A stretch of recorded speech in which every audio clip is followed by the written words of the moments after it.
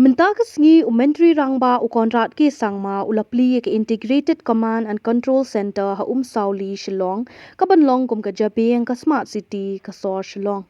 Habakran ha ka jingpli ka ni umentri rangba ulaong baka Iccc ni ka Integrated Command and Control Center kan long kum ka Jabieng ka nong ba Shillong na ka benta pan pen ni ban plan bat ban panwandor bat ban penben ye ki jing e khamtam ka jing sakot kali.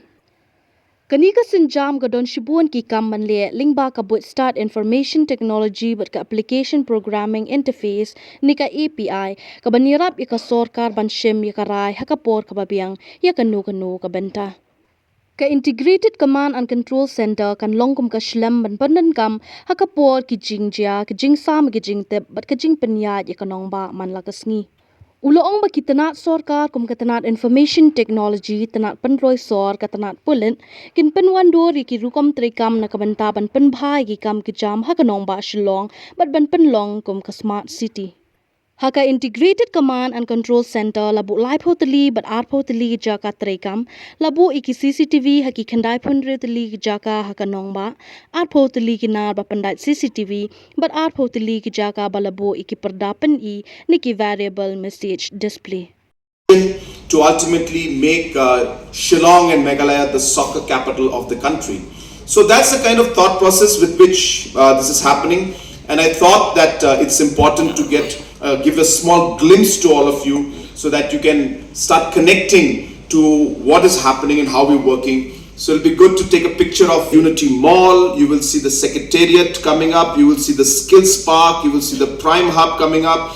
You will see the IT Park second phase being completed, and many other infrastructures which will come up in this entire zone. And also to top it all up, we'll be having the heliport right on top out here so that choppers can land directly in this particular area. You're also aware that we have connected one road already going from here straight to Dingpaso, the bypass, so that we get direct access into the airport, and people can come straight from the airport into this part of the city without having to go through the current Shillong city. And then you're also aware that we have recently spoken with Government of India to now extend the runway of the Shillong city, the Shillong Umroi airport, so that the larger aircrafts can land, and that, as I said, is going to be a major game changer. So what I'm trying to tell you is that none of this is happening in a piecemeal basis. This is part of a much larger plan and vision that we have for our city and for the state and for the people. And it is being planned out and implemented in a very structured manner.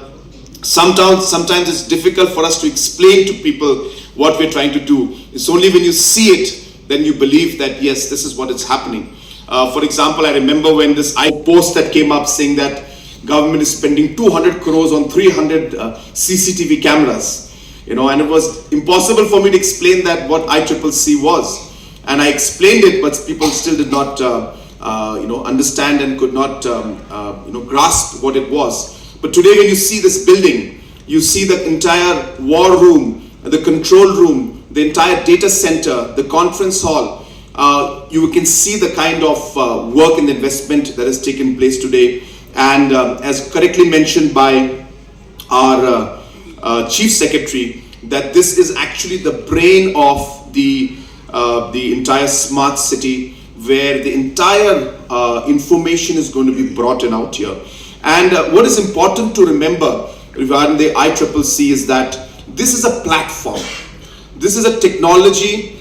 This is an area or a space which can act as a connection to different kind of activities going on in the IT field. So we have this entire access of the application programming interface, which we call the APIs.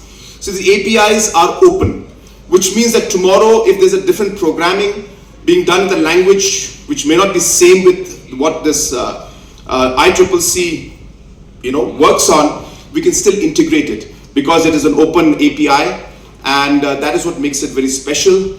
As was being mentioned, today we are working with the Forest Department, for example, today to connect the importance between the rainfall, the forest cover, and the springs. And we are having technology today in the Forest Department, which we're going to implement very soon, where we have, first of all, we have mapped all the springs. 7,000 springs in the state have been mapped. We know exactly where the springs are through LIDAR, through drone, through satellite.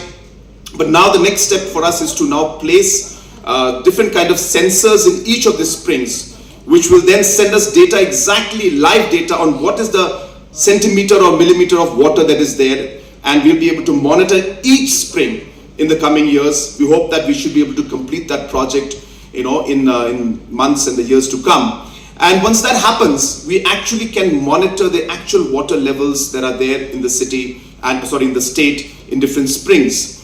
Now, how does that matter? Because obviously when we want to connect that to the integrated command and control center, so that once we are able to get all of this information, it should be in one place, and the decision makers should be able to see all of this and be able to quickly decide on what has to be done next. So that's the power of IT, and that's how we want to move forward. So the uniqueness of this technology is that this is a platform, and yes, the potential is immense. So tomorrow somebody may say, well, what happened?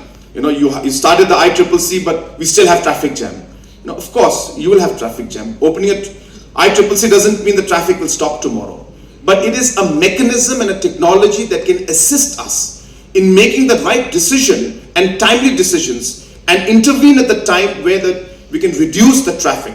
Like rightly said by our Chief Secretary, you imagine, and it's going to happen, by the way, it's not just imagination, it's going to happen. Now, we already have the drones. I don't know if you know this or not, but we have a drone center in the Secretariat. So this drone center is independent. Even today, we have live feeds coming in from the drones into that particular center for all the traffic.